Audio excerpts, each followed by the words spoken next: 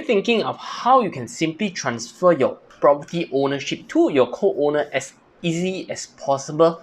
So, well, in this video, I'm going to cover the steps you can take so that you can easily transfer it to your partner or co-owner without all the headaches that you will ever encounter.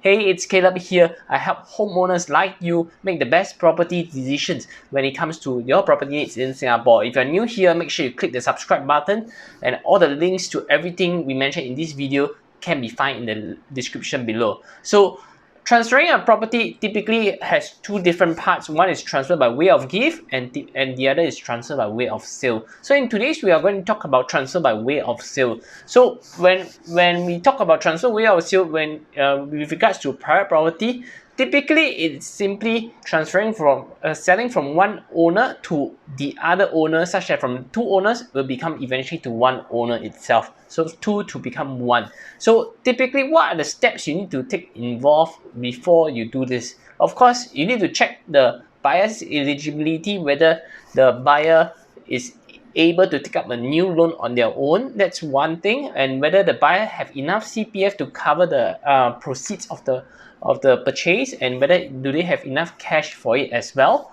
And another thing is that whether do they have the property price, has it appreciated already or not. This entire process, typically when it comes to from two owners selling to one owner, is called a decoupling process. So I'll link the video up here where I talk much more in depth, step by step, on how this is actually done to make sure that you can get the property transferred from your husband to your wife, or your wife to your husband, or probably from brother to sister, and so on and so forth. So now let's talk about HDB. HDB typically also have two parts. One is transferring by way of sale, another one is transferring by way of gift.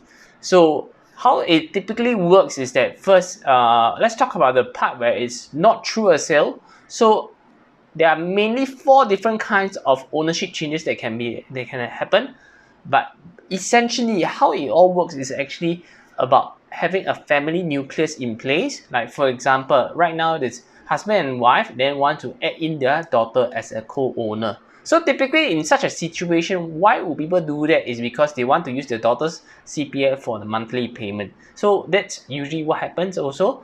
Or removal of co-owner, so the daughter removes herself as the co-owner and still live with the father and mother.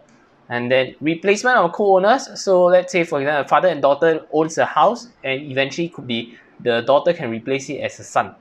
Okay, or a total change of ownership is when the father passes on and the son takes over of the flat. So typically this is not through a sale, and at the end of the day there is still eligibility checks that has to be done to make sure that this can be in place. Of course, typically how it all works out is because they need to check the which resale eligibility scheme you fall under. For example, the father changed to the son needs to be able to hold it under either the orphan scheme, or if not, a single scheme itself. So it depends on the son itself, how what kind of functionality, what kind of scheme it falls under as well. So another possibility is where there is this part where you transfer by way of part share. So when we transfer by way of part share, it's when, for example, 2 siblings owns the property, brother and sister owns the property, and the sister is going to get married, and sister is going to own a property together with her spouse itself. So in such a situation, the brother can buy over the sister's shares and own it as a joint owner. Of course, this brother has to fulfill the HDB schemes. So some of the HDB scheme that he could fulfill would be the single scheme, where he's above 35 and he buys this property. Or if not, he fulfills under the orphan scheme, where both their parents pass away and he buys this as their own, even though he's not above 35. Where above 21 but parents pass away, he can own this under the orphan scheme.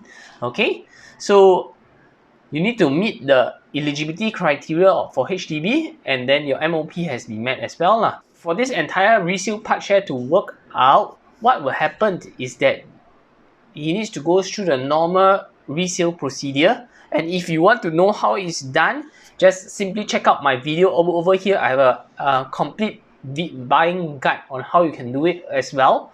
So if you have any questions, do drop me a call and I'll be glad to help you with it. So once again, I'm Caleb and I'll see you soon. Goodbye.